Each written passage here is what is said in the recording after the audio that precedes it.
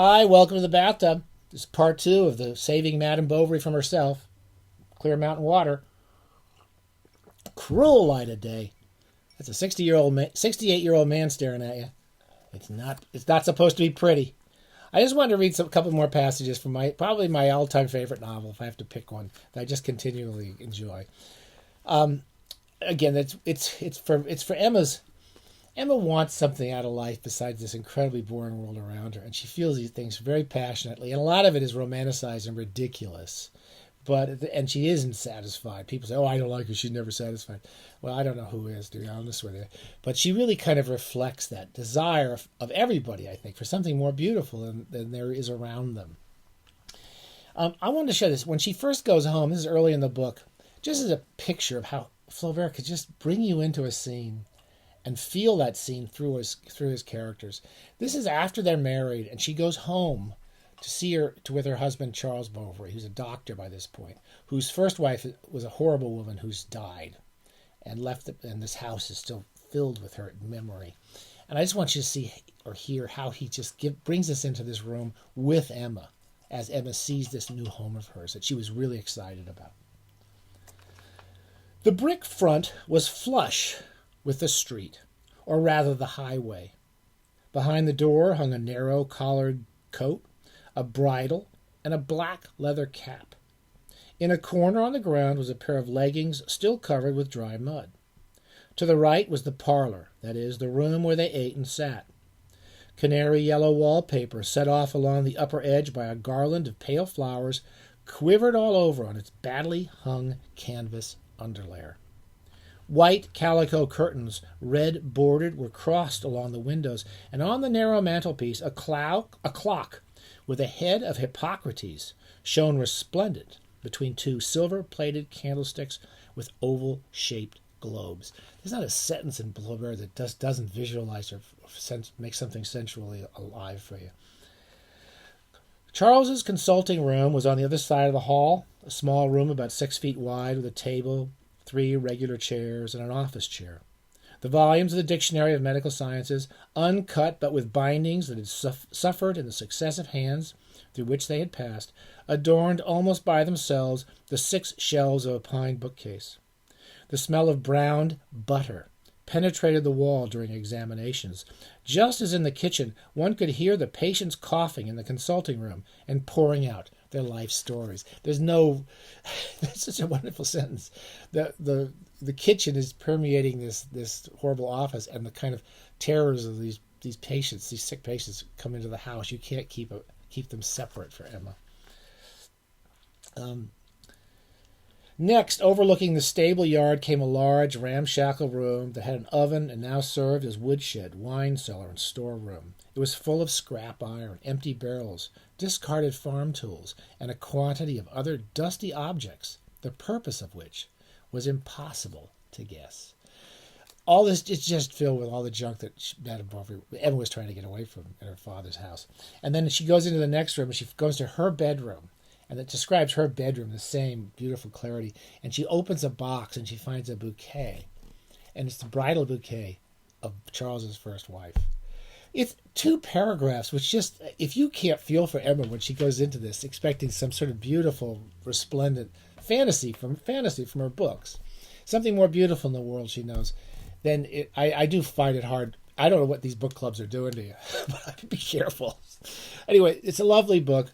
There's so many wonderful passages in it. One of the things he does incredibly well is take us into her fantasies. One of the things she has these 2 men in the course of the book who she thinks she's in love with. One's a kind of rake, some kind of well-off guy with a lot of money, likes to sleep around, who knows how to manipulate women. And then a young man who's smitten with her, and she's smitten with him, who eventually she gets to meet. And one of the fascinating things that keeps happening is every time she's feeling melancholy and sad and in love with these men, she wants to be alone. She doesn't even want to see them. She loves to sit in her room thinking about these kind of feelings that she has for all these men and wanting to find things. So basically she gets the story, there's this kind of romantic yearning of Emma. And then there's this horrible world that she lives in. There's Monsieur Homais, who's the famous horrible man who lives next door. He's the pharmacist. And he thinks he knows everything, and he thinks he can solve everyone's problems, and that kind of mundane world, and these kind of typical bourgeois. Flaubert hates the bourgeoisie. He just hates them, and they're kind of talking like they know everything, and they have this medical knowledge, this notion that they have this kind of enlightenment, superiority over other human beings, does upset Flaubert. Flaubert has a weird political background. I think he's a real. You like him if you read about him, but you can't reduce Madame Bovary to Flaubert's political opinions. There's Monsieur Homais, who's just horrible. There's the doctor, and there's just 2 or 3 scenes of horror in terms of what the medical treatments are of people. Flaubert's father was a doctor. He was raised seeing these things happening, these promises that medicine offered, and then the dry monotony horror of people dying. But you have two incidents of that. One, a young boy who has a club foot who they try to treat. They think they're going to be able to treat him because Homais read some article in a magazine. It's about 10 pages of just horrific suffering, which I have to say this time I had trouble reading through. And equally, the death of Madame Bovary, when she takes, spoiler alert, but you must know this, her whole life falls apart because she gets wrapped up in all this money lender who just wraps her up and just takes everything they have because she wants to buy lots of nice clothes and spend money on her boyfriend. And she eventually gets totally taken by these people. So she takes arsenic. And that description of her dying it feels believable all the way through, and the people around her. And I know that Charles Bovary, who's the husband, I can't. Every time I read the book, I feel for this guy, and I feel for her. One of the things I think that makes great books is every single time I read Madame Bovary, I hope she gets away with it. Every time I'm reading it, I'm thinking maybe this time she won't sign away all her money to this terrible moneylender, and she'll run away with her boyfriend like Anna Karenina does with her boyfriend, and just run off and have a nice life.